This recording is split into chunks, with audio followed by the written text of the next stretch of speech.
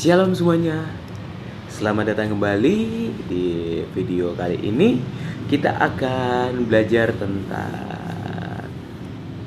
ajakan juru selamat. Jadi judul pengajaran kali ini adalah ajakan juru selamat. Mari sama-sama kita mengambil Alkitab kita dan kita buka di dalam Matius pasalnya yang ke-11 ayatnya yang ke-28.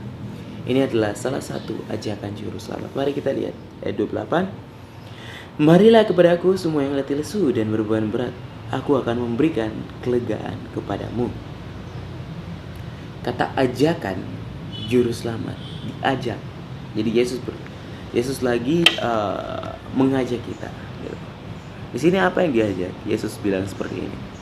Marilah kepadaku. Kata marilah kepadaku artinya ini, datanglah kepadaku. Datanglah kepadaku. Semua yang letih lesu dan berbeban berat, aku akan memberikan kelegaan kepadamu.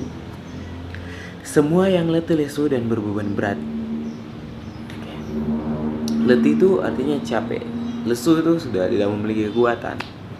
Setiap orang yang capek, semua orang yang sudah tidak mempunyai kekuatan lagi, yang punya beban yang begitu berat gitu, di dalam kehidupannya. Baik ada punya masalah, persoalan di dalam kehidupannya, yang serasa-rasa kalau dia jalan itu sepertinya memikul batu atau pasir gitu, yang begitu berat di dalam dirinya gitu. Hatinya yang lagi bertakar ruang, atau hatinya yang lagi, pikirannya yang lagi kacau. Yesus bilang bahwa marilah kepadaku semua yang letih lesu dan berbeban berat, aku akan memberikan kelegaan kepadamu. Setiap orang yang mempunyai masalah persoalan itu datanglah kepada Yesus. Tapi seringkali di dalam kehidupan ini yang saya lihat bahwa orang itu ketika mempunyai suatu masalah, mereka bukannya dekat sama Tuhan, tapi mereka malah menjauh daripada Tuhan. Mereka mulai memecahkan masalah mereka dengan cara mereka sendiri. Namun dengan cara mereka sendiri, saat mereka memecahkan itu, cara itu sendiri menghancurkan hidup mereka. Di sini kita sudah lihat dengan jelas sekali di dalam Matius pasal 11 ayat 28 ini bahwa Yesus mengajak semua orang yang mempunyai beban, yang capek di dalam kehidupan ini, yang sudah capek.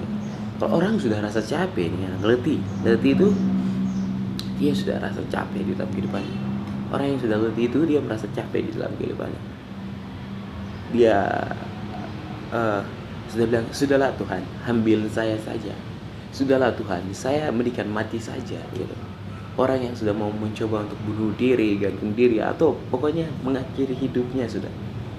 Orang yang sudah pasrah dengan kehidupan ini, mereka yang karena begitu banyaknya beban, begitu banyaknya masalah di dalam kehidupannya dia, sehingga dia sudah mau mengambil suatu keputusan yang dangkal.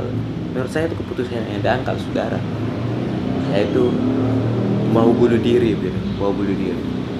Dan itu salah, saudara ya. Itu salah. Ketika kita mengambil satu keputusan untuk bunuh diri, saudara hamba ya, Pak.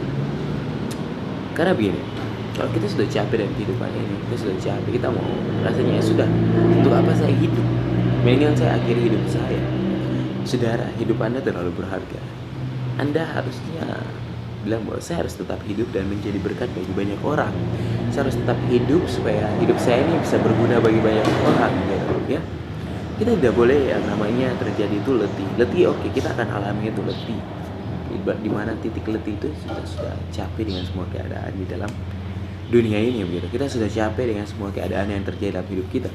Kita sudah capek dengan setiap persoalan masalah yang terjadi dalam kehidupan kita, sehingga kita sudah mau give up, atau kita sudah mau menyerah dengan semua itu yang terjadi dalam kehidupan kita. Di sini Yesus bilang bahwa setiap orang yang merasa seperti ini datang sama Yesus. Kenapa? Dialah kehidupan kita. Ketika kita capek kepada kehidupan, kita datang sama yang punya hidup. Ya. Bukan saja di sini ada letih, tapi di sini juga ada lesu. Lesu itu berbicara tentang orang yang tidak mempunyai kekuatan. Saudara, kalau saudara tidak makan, ini istilahnya, saudara tidak makan dan seharian tidak makan ya, itu saudara akan mengalami yang namanya lesu. Lesu itu tidak memiliki kekuatan. Orang yang sudah tidak punya kekuatan lagi, dia sudah diterpa dari berbagai sisi. Artinya di dalam rohnya itu sudah babak belur lah. Dia sudah dipukul oleh setiap keadaan di dunia. Sehingga ya, saya berserah. Berserah itu bukan saya menyerah saya menyerah ambil tali lalu bunuh diri. Tidak begitu. Menyerah bukan seperti itu. Menyerah gini, saya menyerah, saya serahkan semuanya pada Tuhan. Saya datang pada Tuhan. Nah, ini yang benar. Ketika kita capek, ketika kita merasa habis kekuatan, kita datang sama Tuhan. Bukan kita malah menjauh daripada Tuhan. Ini salah, saudara. Karena di sini dengan jelas ajakan juru selamat, gitu. Yesus mengajak, kalau kamu punya masalah seperti ini, datang sama saya.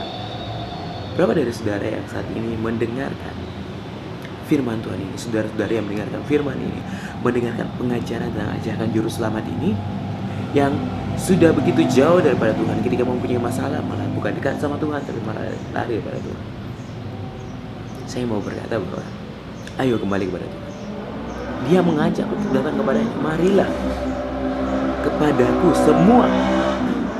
semua orang.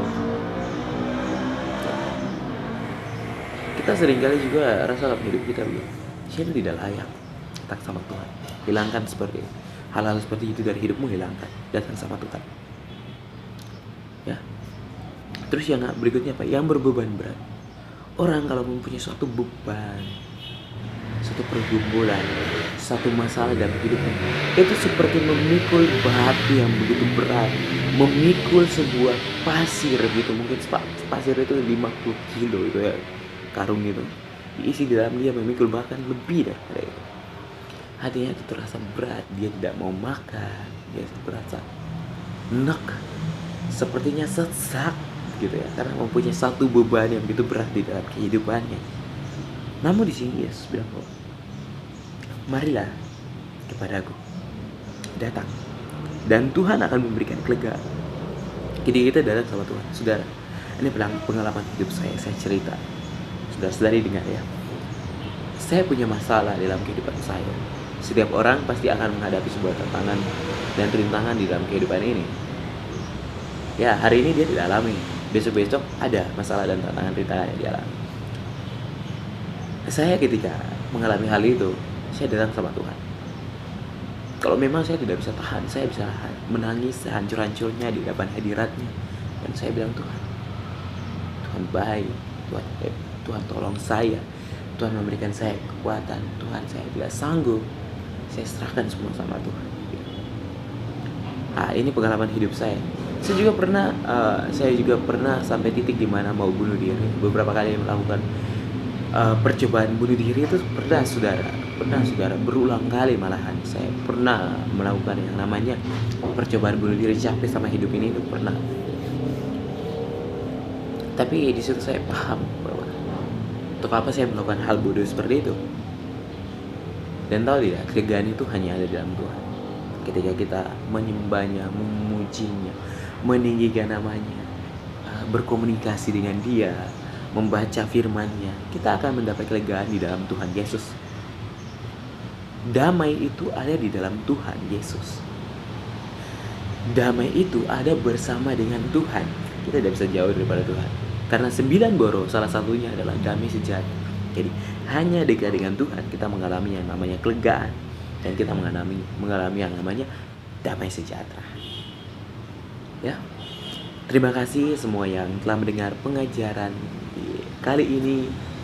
Kiranya kalian selalu stay mengikuti ajaran-ajaran berikutnya lagi ya, saudara-saudari. Terima kasih, Tuhan Yesus memberkati kalian semua. Sampai berjumpa di pengajaran berikutnya. Bye-bye.